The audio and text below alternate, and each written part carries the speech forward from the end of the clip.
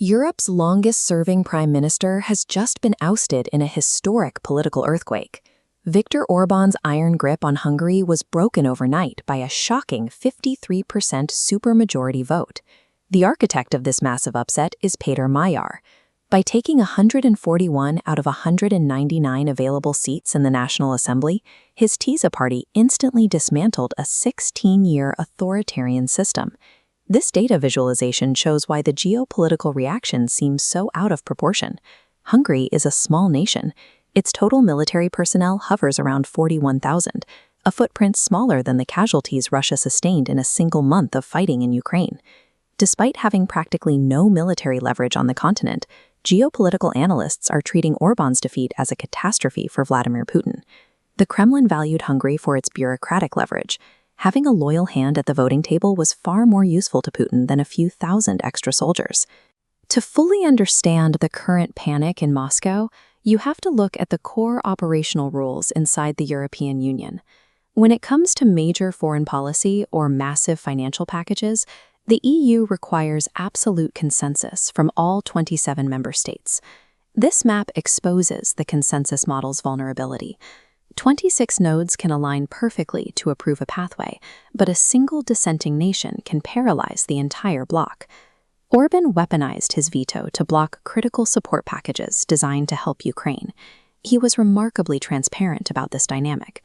Orbán reportedly drew on a Hungarian fable to describe his relationship with Russia, characterizing his administration as a mouse eager to assist the Russian lion. Putin recognized a strategic shortcut. He didn't need to defeat Europe militarily if he had a loyal insider actively sabotaging the continent's political machinery from within. The financial damage of this obstruction is measurable. Just months before his defeat, Orbán blocked a massive $105 billion EU loan meant to keep Ukraine's economy and military functioning.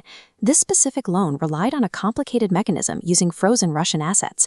Because Orbán stood as the primary dissenting voice, that capital has been trapped in bureaucratic limbo for months. The sabotage extended into the energy sector. Orbán refused to abandon a 15-year gas contract with Gazprom, ensuring heavy cash flow directly into Russian war chests while the rest of Europe actively decoupled from Moscow's pipelines. Leaked communications revealed that Hungary's foreign minister even offered to send highly sensitive internal EU documents directly to Russian intelligence and foreign minister Sergei Lavrov.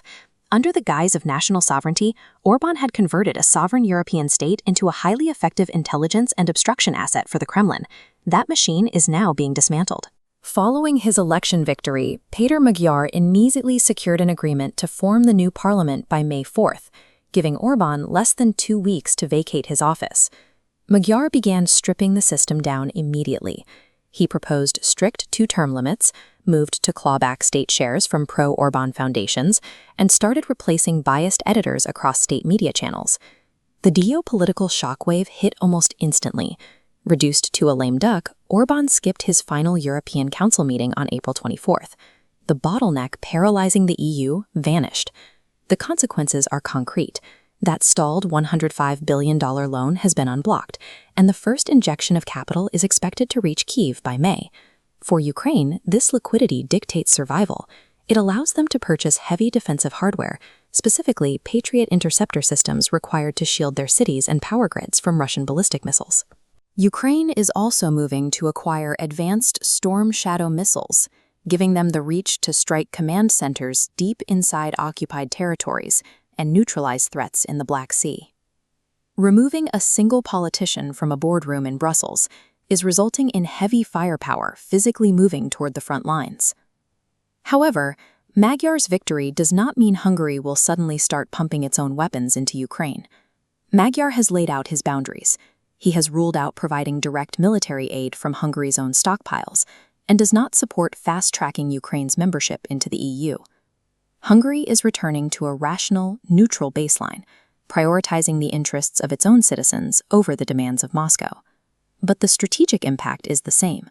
In a consensus-driven alliance, extracting an embedded saboteur from the voting room provides the same operational benefit as gaining a new military partner. Beyond the lost billions and the incoming missiles, Vladimir Putin has lost a valuable psychological weapon. Russian influence campaigns have spent years pushing a narrative that Europe is exhausted, fractured, and sliding toward authoritarianism. The peaceful, democratic ouster of Orbán shatters that narrative for both the Russian elite and the Western world. Hungary proved that fear politics and media control have a fatal flaw. A mobilized public can dismantle an entrenched system in a single election. With the primary source of internal obstruction removed, the European Union can now coordinate a stable, predictable flow of aid to Kyiv. In a war of attrition, that logistical consistency is often the difference between holding the line and collapse.